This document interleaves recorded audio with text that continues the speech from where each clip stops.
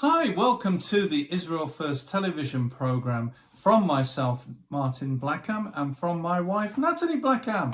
Well, it's great to be with you and to bring you the news from Israel and also a little bit behind the scenes of what's happening here, how it's affecting the people here, and also we cover the Hebrew roots and the Hebrew letters. Now, as we come to you today, it's Yom HaZikaron. I think that's the correct pronunciation, Nathalie. It's Israel's official Memorial Day, so you could call it Memorial Day for fallen soldiers and victims of terrorism. Yom HaZikaron it's an especially solemn time of the year, marked by ceremonies and moments of silence across the country, and this is what is happening right now as we come to you. Now, it begins at sundown.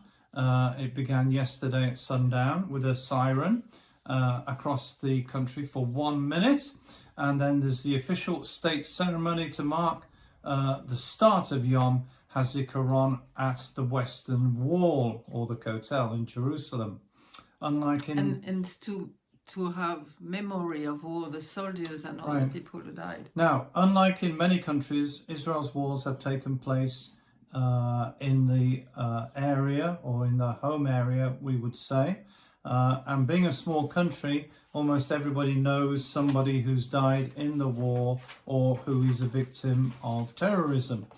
So it's a very personal time of remembrance. The following day, which is today, siren sounds for 2 minutes at 11 o'clock, which has just sounded this morning. Following this, there are memorial ceremonies taking place across the country, both private and public, to remember the soldiers who have been killed in Israel's war. Now, the main state ceremony then takes place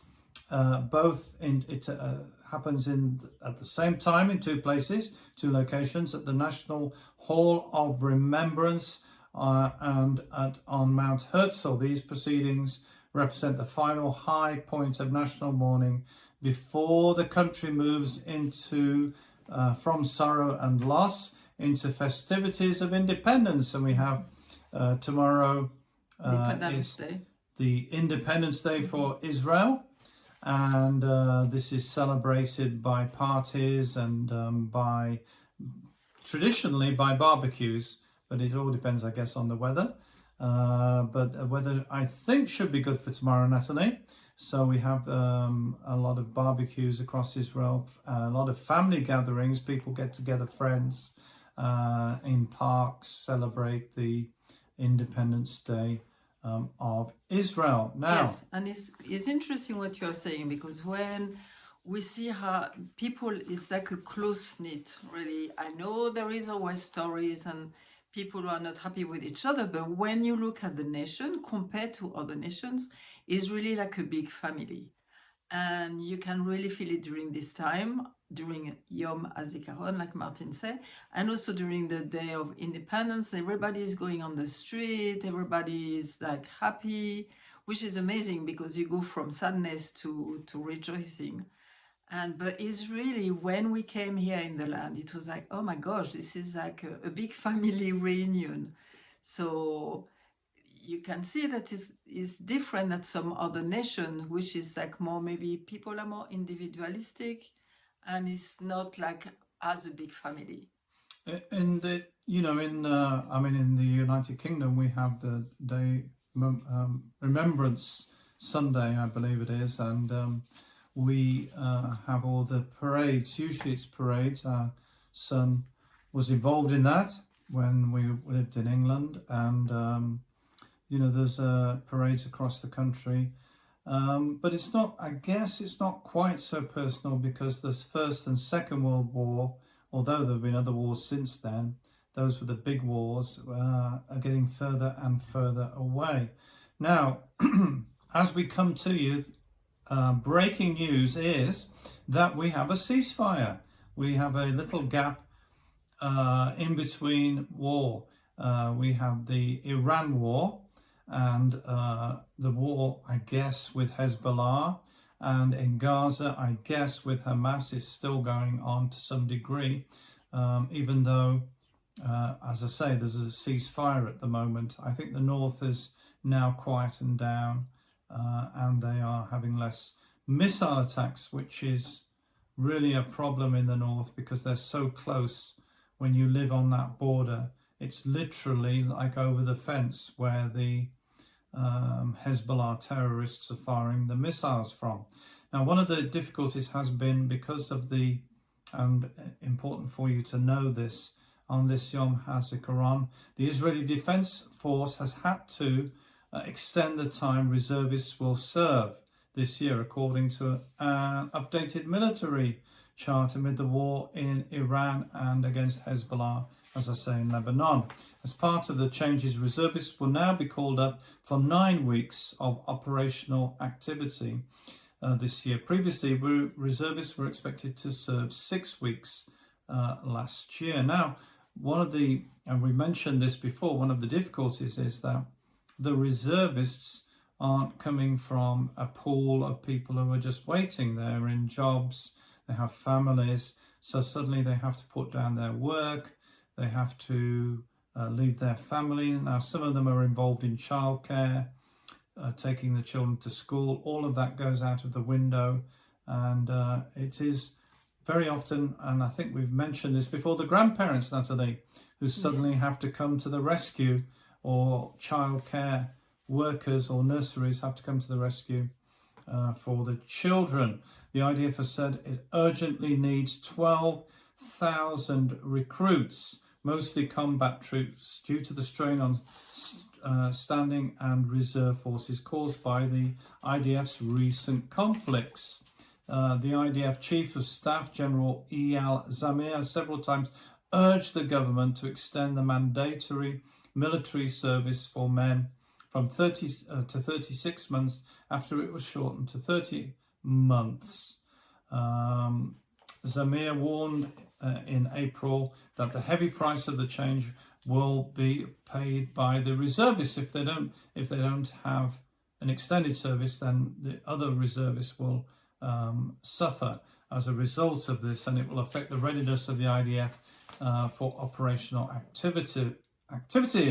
Those included in the law extending the mandatory service time, a law changing how reservists are called up, for how long, given the currently the IDF relies on emergency call-up orders. People have to be ready in just drop everything. Yeah, they have a message on their phone, their mobile phone, and they have to go immediately. He said, in summary, in light of the expansion of missions in the coming years and the motivation of the IDF to realize them all with excellence, the IDF is required to grow. Now, there have been casualties, very sadly, in the Lebanon area. The IDF announced that Sergeant Major Reserve Ayal Uriel Bianco, age 30, from northern Israel's Katazrin, was killed in an operational accident in southern Lebanon. He was from the Lightning Brigade. One reservist was also moderately injured. And indeed, in March, 3 IDF reservists were wounded in a rocket attack in Lebanon. So there is still people being injured and killed, even on Yom HaZikaron. It's possible, God forbid, that people may get injured or killed, because there's so many different theatres that are now operational. There's Gaza and of course in the north, and of course those who are doing things which are secret in wherever they are. So there's a risk to life and limb. Now, one of the things we've talked about is AI, Nathalie. We have been talking about the we've been doing warnings really about the artificial intelligence and its impact. And I know that this isn't happening just in Israel, but Israel first. So if it's happening here, then it's happening across the globe. And one of the places it's happening is in the healthcare service. They're bringing in artificial intelligence. And one of the healthcare services in Israel is called Mehudet. And they are replacing humans with AI receptionists. And they're not the only ones, by the way. A lot of companies are now using AI, mostly for their phone call handling, they're using apps now instead of real people. And one of the things they're encouraging people to do is use WhatsApp instead of telephoning the company. Now, Mehodet Health Services have launched an artificial intelligence system. Critics have said that AI has taken out the personal, professional, and empathetic side of things. Mehodet they've now replaced their medical service centre receptionists with intelligence chatbots available only through the Mehodet app. Well, what if you're old and you haven't got, or what if you haven't got a smartphone? We have a large population in Israel of the ultra-Orthodox religious who very few of them will have a smartphone which they need to use this app. Well, this is what the health service says, the Mehodet Health Service. The world has moved on to free-form searching, and the healthcare system must adapt to this new behavior, says Amos Mayor, Chief Customer Officer at Mehodet. The system builds on Noah. That's like the one in the flood.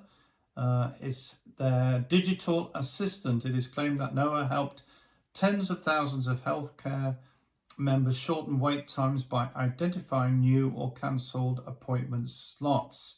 In other words, it's meant to be quite clever that it can work out if someone cancels it at a certain surgery and someone from that area needs an appointment, that they can do that.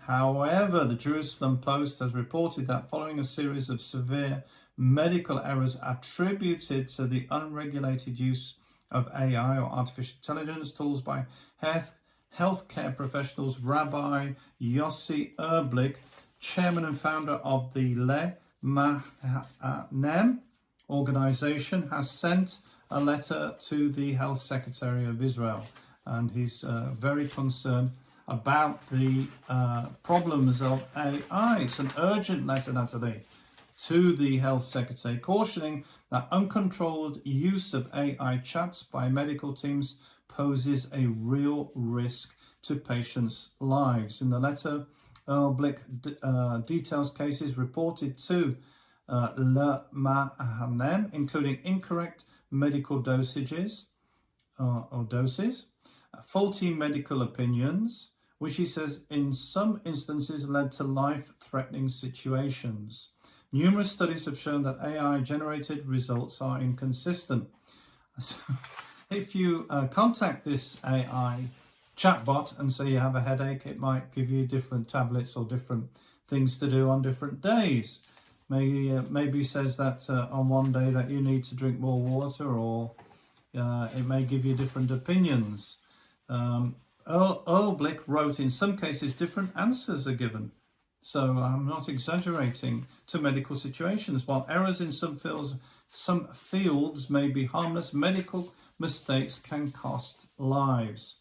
In light of these concerns, Erblick called on the Health Ministry to collaborate with Israel's medical schools, medical association, and issue ethical guidelines and usage protocols for AI in healthcare. He also urged the ministry to establish oversight mechanisms. In other words, that somebody is overlooking all what these things, this big change that's going on, which is going on in all different areas. But in the medical area, obviously, it's having a big impact on people's health. And internationally too. Yeah. And, he says in cases where AI use may endanger human life. So it's not a laughing matter for the people being involved, Nathalie. And, when all you get is an AI response, I know in the UK there's been similar problems, and people have resorted to finding a surgery where they're not using AI, which is getting less and less, or to self-medication. Which can be a bit tricky too. Yeah. But, it's a big subject. So, Nathalie, I know that you always have things, have a word to encourage us. Nathalie's been going through the Hebrew letters, and I guess that you've got a Hebrew letter Yes, for waiting us for us. today. Waiting for us. Waiting for us. Yes, we're on the number 10, which is the smallest letter, which is called Yod. Okay, I'm going to show it to you. Yod. And the amazing thing also, Yad is your hand, is what you are using for action. Okay. And this is a beautiful letter. You know how we say that the Hebrew letter or the Hebrew alphabet was used till Genesis 11, till the Tower of Babel. There is a lot of studies, you can do a bit more research about that, but it's very interesting that the first language was the Hebrew alphabet, which is interesting because you see in these letters there is a lot of connection with God and seeing who He is and all these things, and we spoke already about that. And the thing is, when we speak about all this AI and all technology and all of that, there is some very good things, but it's like we need the thing that is important is to be connected with God, because He's our creator. So is the thing that is the more important. And in one way, with all this technology, sometimes we forgot about God and we forgot about we are in a world and we're next to each other. We're like human beings. And this is what is very important. Anyway, this is my little 5 pence for today. Yes, when I see how the world is, yes, it's helping us in one way to have an easy life. But the thing is, it should be also to be able to connect more with God and with the people. And sometimes I can see that it's more isolating people, which is not the purpose. The purpose is like God one day will be one. It means that we'll be all connected to each other. And again, the Hebrew language is also something to make us connect.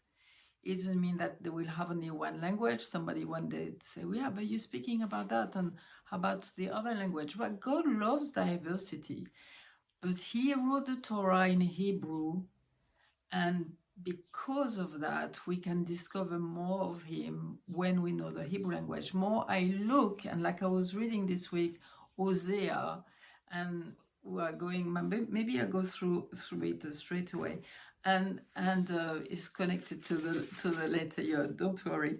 And it's like I was reading in my English Bible, and it's a passage in Hosea 4, and Hosea is an amazing book, and is the love story of a man who marries somebody who was not very reputable, and God say, you love her like I love also Israel, which is not always acting like it should be, but I want to show that my love is everlasting. And the most important is to know Him. And so I was reading, there is no faithfulness, no love, no acknowledgement of God in the land. So I'm like, okay, let me go to look in Hebrew, because this is a bit like vague. And I know that the Hebrew is really like a surgeon's scalpel, just go through the things. And so I look in Hebrew, and it's like so clear. It's like there is no emet. This is truth. There is no, love after is chesed, is loving kindness, is like being good towards people, however they are, we just are kind with them. And then there is no acknowledgement of God. This is the art, okay? And the art is knowledge, yes.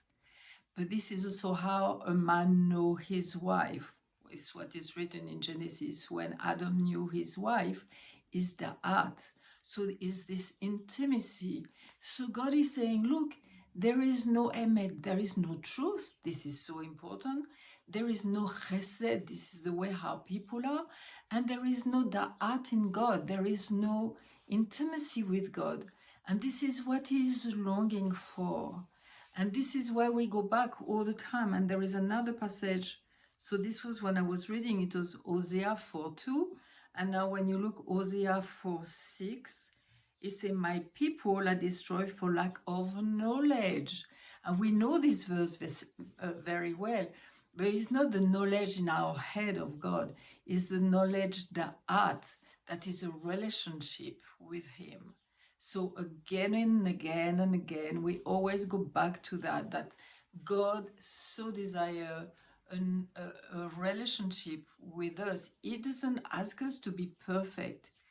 We are on the way. What He's asking us is to speak with Him, to be in connection with Him.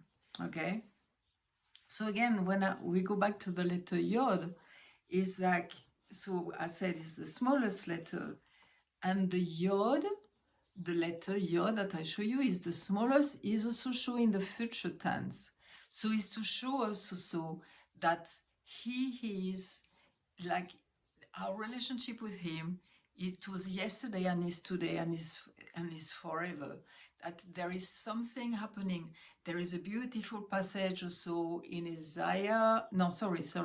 in Genesis 2, where God say, He formed man.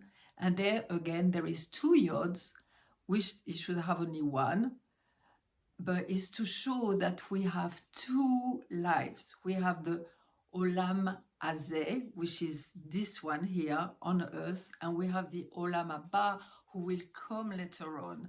And so when you hear about Chaim, life, is not, sometimes we say Chai, but the real name for life is Chaim, which is plural, because we have a life here on earth and we have a life also for eternity.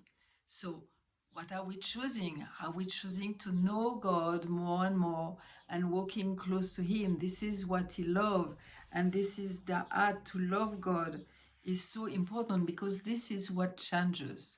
When we know Him, when we know that Emet is the truth, is so important. Again, Emet in the Aleph Bet is the first letter, is the middle one, which is here, and the last one, which is here. Emet is the first letter, the middle letter, and the last letter of the Aleph Bet, because it's to show that truth encompasses everything in God, and God is Emet, okay? And again, we say Chesed is how we are with each other, is how we behave with each other. Again, it's like connecting again with the 10 commandments. There is 5 for God, 5 how we are with Him, and 5 how we are with each other. And all these things is so important to know, because it's making us transforming our knowledge of God to be intimate with Him and to have relationship with each other. So again, when we speak about AI, going back to that, it's like, yes, if it's connecting each other, but if it's not connecting the people, this is bad. So we need to always go back to relationship. Like we're speaking about Yom HaZikaron, is like a nation, but which is a big family. And this is what God wants us. He wants us to be connected. And when you see what's happening with the COVID and the war, is like we are all starting to really be connected all around the world, because we are coming into this time that God is going to unify us, and this is God doing it. So we have like a humanity that we have to keep in our day, every day. And you know, the thing about AI for me is that it's replacing humans with computers, replacing human receptionists in the case of Mehudet with somebody on a computer system.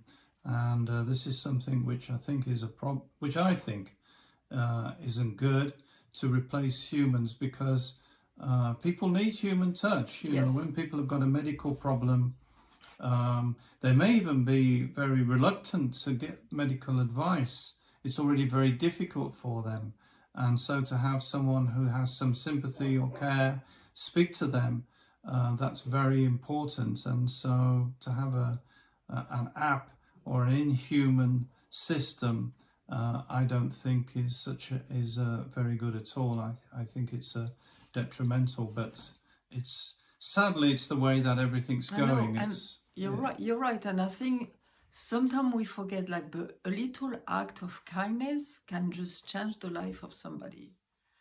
And like we can see like all the people, you do a little something, or even somebody who is in need, and you do a little something, and the life suddenly is brighter for them. And is go back on into you too. You feel good because you help you help somebody. And all these things, what is it? Is a human touch. It's funny because in Israel they call it a mitzvah. If you do an act of kindness and you do something to help somebody, It's what you do a mitzvah, Yeah. and it's very valued and talked about and shared, and the mitzvahs. Well, it's been great to be with you. Thank you so much for joining us today. If you're interested in the Hebrew language and the Hebrew letters, Nathalie's done a book, The Beauty of the Hebrew Language, and there's information on the website how you can get a copy. You can get a copy pretty fast. You're right. And they can celebrate also tomorrow the 78th year of Right. Israel. Yes. If you've got a barbecue or something, you can have a barbecue and think about Israel as you have your barbecue to celebrate their which birthday is it, Nathalie? 78th. 78th birthday of Israel. Happy birthday, Israel. Don't forget to go to the website, which is www.israelfirst.org. A lot of information on there. You'll be able to find out the news from Israel. You'll be able to watch the program today at a time convenient to you. You'll be able to sign up for the weekly newsletter, and you'll be able to support us. And it's because of your support from our friends and partners that we're able to come to be with you today. And don't forget, with a program that looks at the land, the people, and the language.